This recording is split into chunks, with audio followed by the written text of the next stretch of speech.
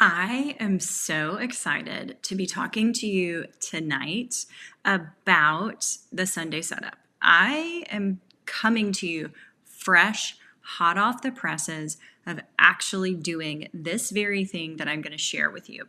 It's something that I've done for 10 years, and it has changed the game in how I grow my business, lead my team, and spend my time. My name is Emily Hawkins, and I spent 15 years in the corporate world leading time and teams and making sure that everyone else knew what they were supposed to be doing. But after spending 15 years in that, I realized, what was I growing really? And after learning how to streamline time and teams in 3 different countries, $1 million budgets, I realized I wanted to do something more. And my task that I put forth for myself was to leave the corporate world to open my own business. And 6 years into that, I was featured in Forbes for the work that I was doing with the small team that I was running, where we did not work 14-hour days, and we still don't. And I'm sharing this with you because one of the main key contributors to everything that I just shared with you, spending all the years I did in the corporate world, seeing how meetings happened a lot and they really weren't effective, seeing how people would get burned out, how they didn't know what their bosses needed. All of these things I saw, and I thought, I know this can be done differently. And I created the Sunday setup. It is something that I do every single Sunday, and I do it because, well, I want to share it with you. So the reason why I created this, and it's actually 2 different pieces that I'm going to share with you. The reason why I created this, well, it was actually because I wanted to proactively control my time. Have you ever noticed that if you don't have a plan for your day, everyone sure else does, they will take control of your day. Your employees will come in and out of your office, people will schedule meetings on you, and all of a sudden that day where you're like, oh, I had all this free time, it gets taken up, right? And I knew that managing teams in 3 countries and tons of different vendors and all the things that I did over the years, that my time could easily be controlled by others unless I took control of it and I knew exactly what I was going to be spending my week on. And so that is exactly what doing this actually helps you do. It also helps you reach your goals faster, because when you control your time and you say, I'm going to be in the driver's seat of the things that happen this week, all of a sudden those goals, maybe things that you've had on your list and you said, this quarter we're going to do it, this half of the year we're going to do it. You do it in a week. Yes, it can be that crazy because, again, you are taking control of your time. And here's the other thing. You better utilize your team because you cannot do this alone. I can tell you right now that it seems like at times that you can do things faster if you just do it yourself. But I'm here to tell you that's not true. In fact, by spending 1 hour on something that I'm going to share with you, you can save 10 hours in your week. 10 hours. Because you will better utilize your team. And not only that, you're going to meet less. So 85% of people do not pay attention in meetings because they're pointless. They become statuses and all this other stuff. Why are we doing this to ourselves? Why are we spending so many unproductive hours in meetings when most things can be handled with one simple email? And that is what I'm going to show you. So I also want you to know that what I'm going to show you is going to help you start productive conversations, because it's not just parsing out tasks, right? When you tell your team, go do this, go do that, Sarah, you do this, Carol, you do this, Fred, you go do this, you still end up missing the mark, right? Because then people are not really sure what that looks like, what success is, and I want to share with you what that looks like. So, like I said, this is a 2-pronged approach. 2-pronged. Now, up to this point, you have probably let your week run you. So you come into your office on Monday, The phone never stops ringing. Your email is crazy, and your team is already asking questions and things. And quite frankly, sometimes you're not even sure what they're doing because you're so mired in all of that. Well, I'm going to share with you how to get out of all of that, all of it. And it starts with your Sunday. And one thing that I want to tell you that seems so basic, and yet it changes the game. I want you to play a game with yourself. And don't worry, I'm going to give you some rules. Tonight, right now, I want you to remove as many decisions from your week as possible. The average person makes 35,000 decisions a day. And as our day wears on, we have what we think is willpower, right? We think it's willpower, and we have so much willpower. It's decision making. And our ability to make great decisions fatigues as the day progresses. So if you're making 35,000 decisions a day, you can bet that the more decisions you make, the fewer good decisions you're going to make. So the longer the day goes, the fewer decisions that you're going to make that are productive and well thought out and good. So I had this idea after hearing all of this. How can I remove as many decisions from my week as humanly possible? And you're probably saying to yourself, how do you do that? Well, let me share them with you. So you're going to laugh because this is so basic. The first one is clothing. Y'all, we make a ton of clothing decisions. What gym clothes am I going to wear? What am I going to wear to work today? What am I going to wear to my son's soccer game? What am I going to wear if it rains? Right? Again, these 35,000 decisions are not good decisions, right? They're not like life or death. They're being spent on activities like this. And I don't know about you, but that feels like a waste of my brain power. Now, you might know that Steve Jobs, famously, Mark Zuckerberg, famously, they wear the same clothes all the time. And it's actually because they are aware that they want to use their decisions for as many good and high priority decisions as possible. Now, I do not do that. I happen to decide what my week looks like, so what meetings I have and all of that, and then I look at my clothes and I put them in my closet in order at the beginning of the closet so that everything for the week is grab and go. I will also tell you that my workout clothes are just top shirt, top shorts, top sports bra, go. So there is nobody sees me anyway. I work out in my basement. So I'm here to tell you that will save you. It will save you that decision fatigue that will happen. Seems basic, and so does this one, doesn't it? Food.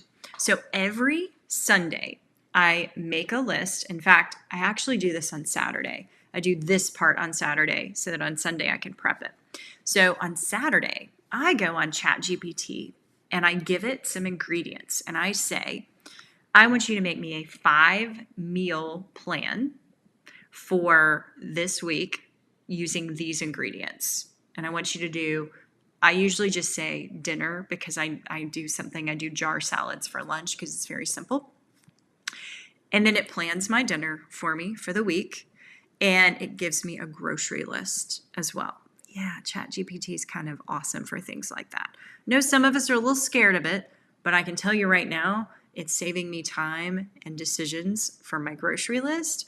I take that grocery list, actually put it in Kroger Click List, and then the next morning I go pick up my groceries. Oh my gosh, so amazing. Then on Sunday, I actually chop everything. And so chicken chopped or, hammered out if you do the flatter chicken to grill it or bake it. I do this with all my vegetables. Everything is cut. All my lunches are packed. And I use mason jars because they are actually great for making sure that your food doesn't spoil. And I know this seems like these are not business decisions. Exactly. I want you to save as many decisions in your day for business decisions, not this stupid stuff, right? And this also helps you eat better because all of a sudden, It's already just planned out for you. You just grab it and you go. And the next one is just as basic. Most of us say we're going to work out. I want you to plan that workout, and I want you to schedule the workout in your calendar, and I want you to know exactly what workout you're going to do. Now, if you own an on-demand thing, whether it's Peloton, Lesville's, Body, there's tons of these products out there. They have workout calendars. Just print one off, and you have made those decisions for the week. Now, schedule it in your calendar. These 3 alone will save you, but also the food and workouts will actually occur in your schedule, and also they will fuel your energy levels. And when your energy level is high, your creativity is high.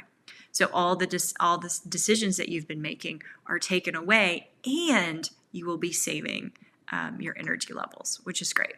Now, to-dos. How many of you have a list like this? Like, I'm just going to throw this out here. Just a bunch of, I got this. These are not to-do lists, by the way.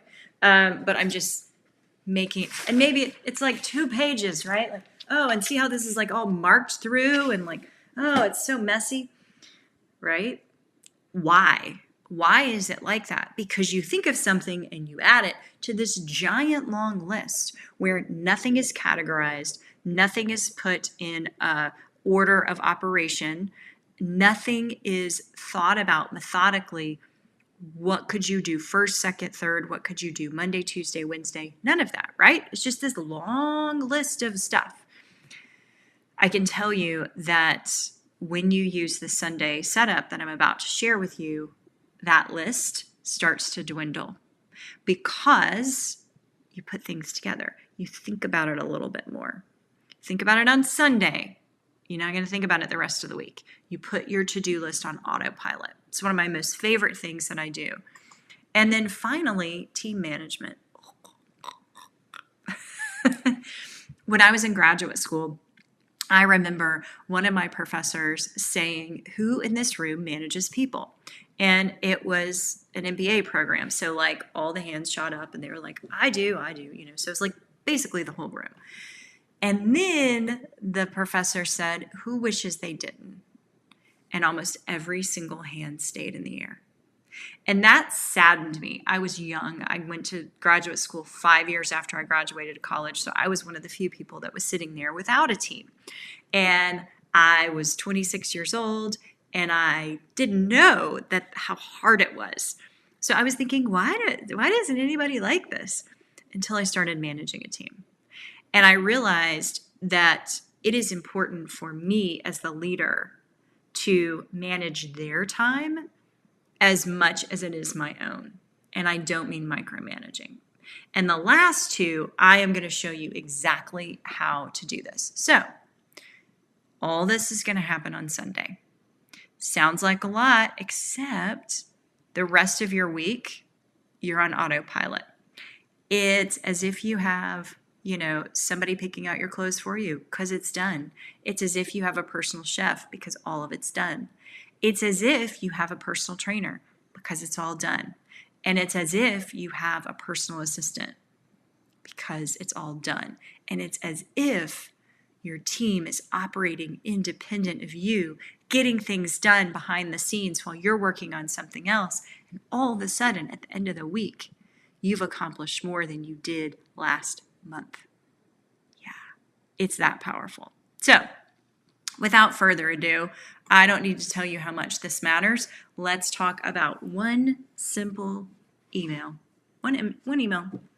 It is an email, like I said, that I've been sending for 10 years.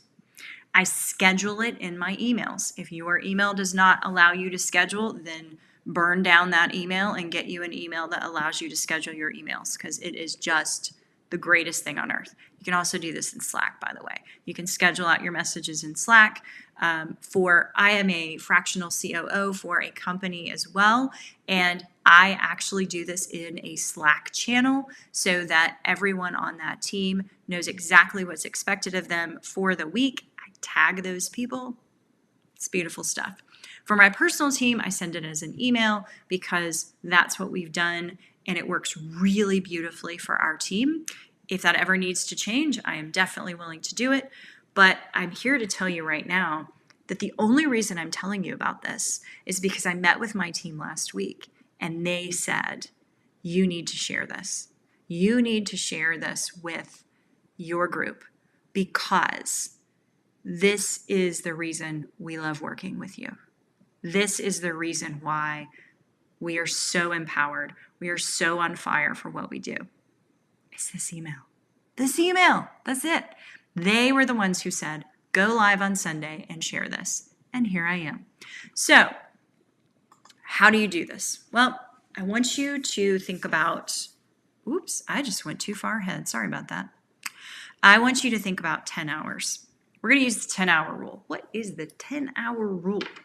Well, when you start to put this email together, I'm going to tell you right now that you are going to have grandiose dreams. You are going to say to yourself by Friday, this team could solve world hunger. Yes, we can.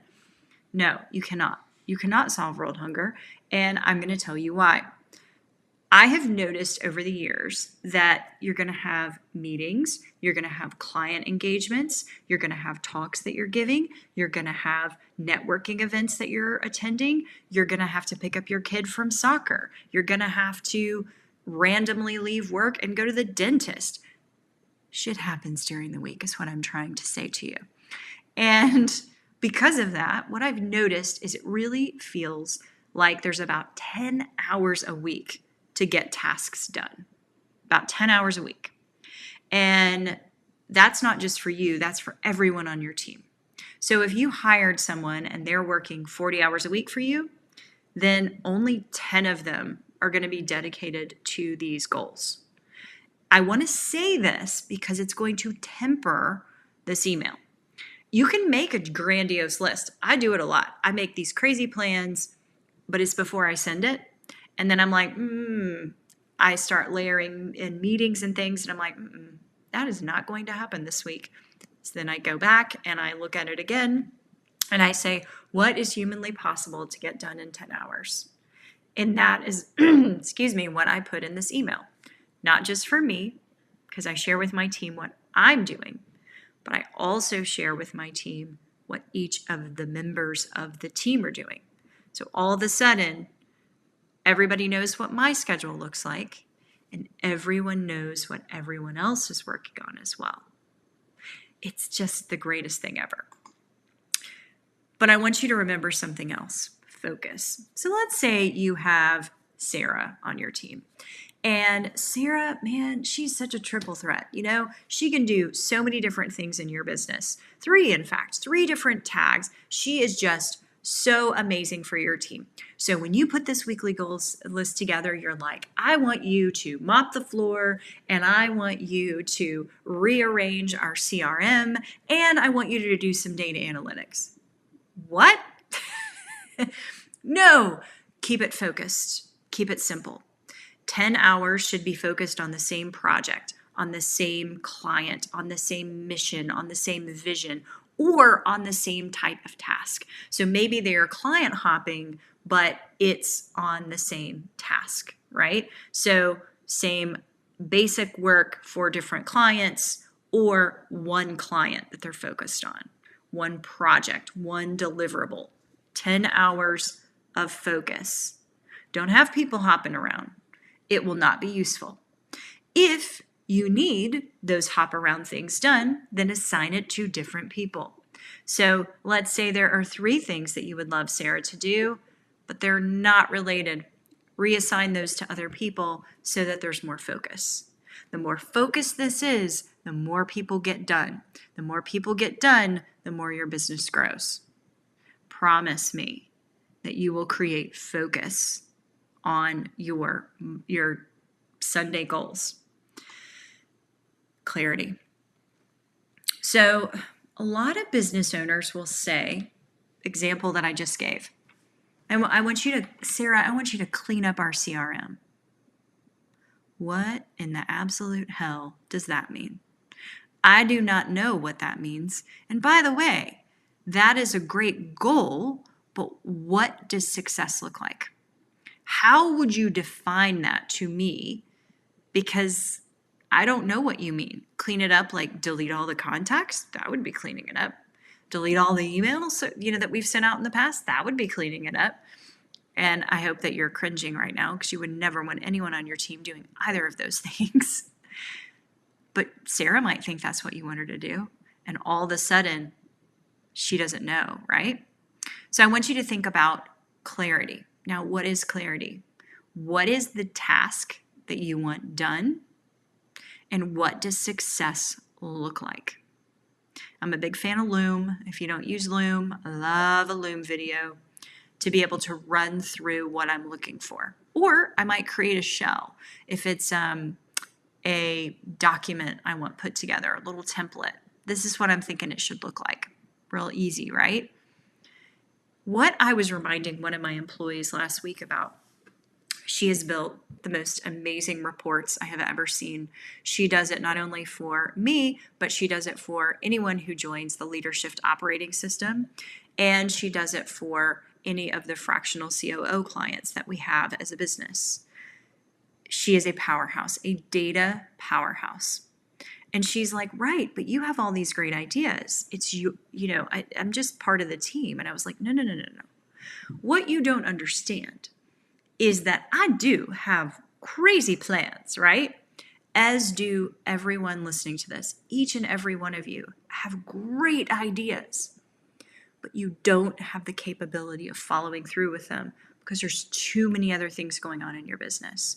When you empower someone with the clarity of what it is you need them to do, what success looks like, you are passing the baton to that person to finish that relay faster than you ever would, more thoroughly than you ever would, which, by the way, will drive more business in your business.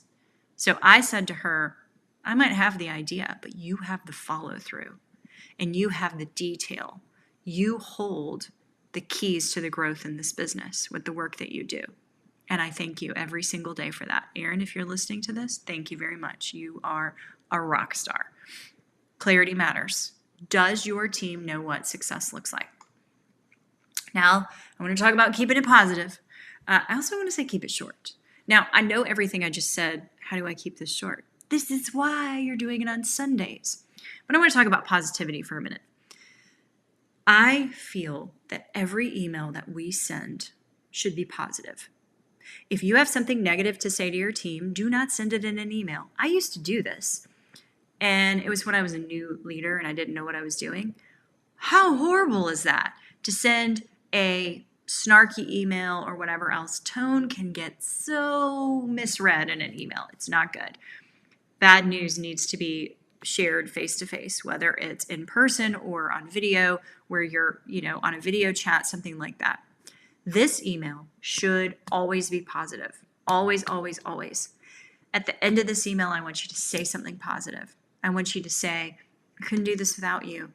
Thank you so much. And by the way, you got to change it up week over week, right? If you don't change it up, then it's not sincere, because sincerity matters. So sincerity, positivity, and brevity. Another little tip for you is, if you feel that you're getting a little verbose in this email, you can copy it into ChatGPT and say, please shorten this and make it professional. ChatGPT will do it for you. It's so beautiful. If you don't want to do that, you can also use Grammarly. You can highlight a bunch of text that you've written, and if you have Grammarly turned on, and just say shorten this, and wow, it's so much more effective. So again, a decision that you, my friend, do not have to make. So I want you to think just for a moment about what is it that you want to do inside of your business this week. What is it that you want to change? How is it you want to grow? Remove decisions from your week today, as many as you possibly can, and sit down and write that email.